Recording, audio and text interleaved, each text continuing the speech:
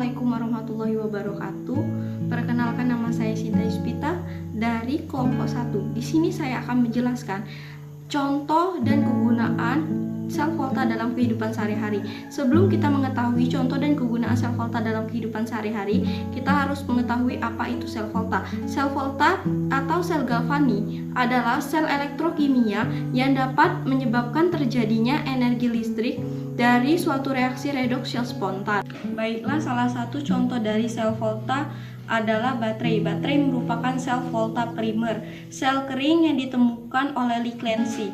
Pada sel Lee Clancy terjadi reaksi oksidasi pada zinc dan reaksi reduksi pada karbon inert.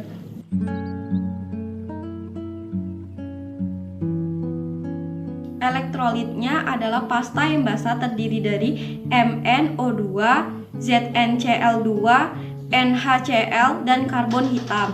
Disebut sel kering karena di dalam sel tidak terdapat cairan yang bebas. Sel kering biasanya digunakan pada alat-alat elektronika, contohnya seperti lampu senter, radio, dan lain-lain. Sadar dari kelas 12 IPA 3, sel bahan bakar merupakan sel yang menggunakan bahan bakar campuran hidrogen gas alam dan oksigen. Gas oksigen dialirkan ke katode melalui suatu bahan berpori yang menjadi katalis reaksi, dan gas hidrogen dialirkan ke anode. Sel ini biasanya dipergunakan sebagai sumber listrik di luar angkasa. Baterai perak oksida.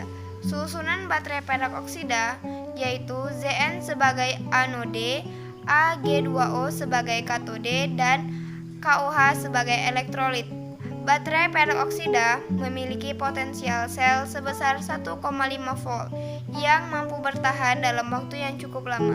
Kegunaan dari baterai perak oksida yaitu untuk arloji, kalkulator, dan barang elektronik lainnya. Assalamualaikum warahmatullahi wabarakatuh. Perkenalkan, nama saya Iqman Nur Karim. Saya dari kelas 12 IPA 3. Saya dari kelompok 1. Di sini saya akan menjelaskan contoh dan kegunaan dari sel volta dalam kehidupan sehari-hari. Contohnya yaitu baterai alkalin. Baterai alkalin memiliki energi dua kali lebih besar daripada baterai biasa. Perbedaan dasarnya hanya pada elektrolit dan katode yang digunakan. Sel-sel tersebut terdiri atas anode logam seng atau Zn yang digunakan untuk wadah, katode oksida mangan atau Mn2O, elektrolit kalium hidroksida KOH.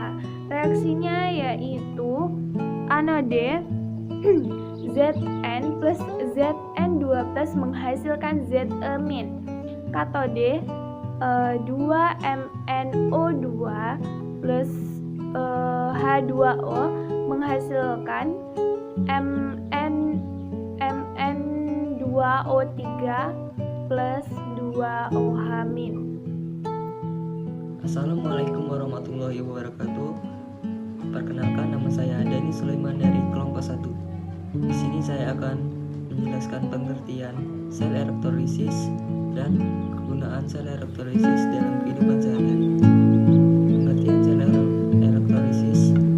Sel elektrolisis adalah sel yang mengalami reaksi kimia ketika arus listrik dialirkan ke sel tersebut.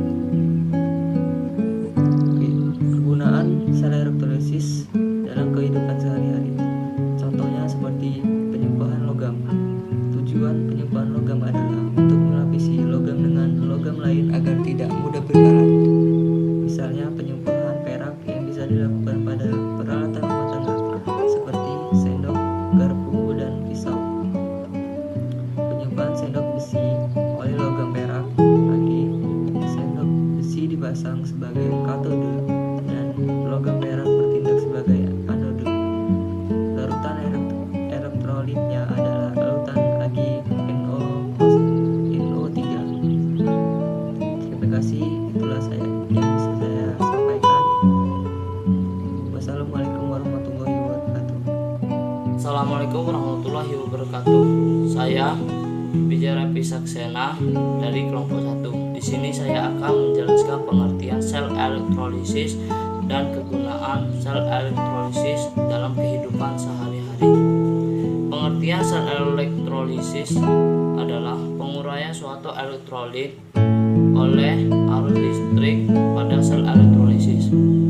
Kegunaan sel elektrolisis dalam kehidupan sehari-hari contohnya produksi aluminium. Sel elektrolisis pada produksi aluminium diperoleh dengan cara elektrolisis biji aluminium.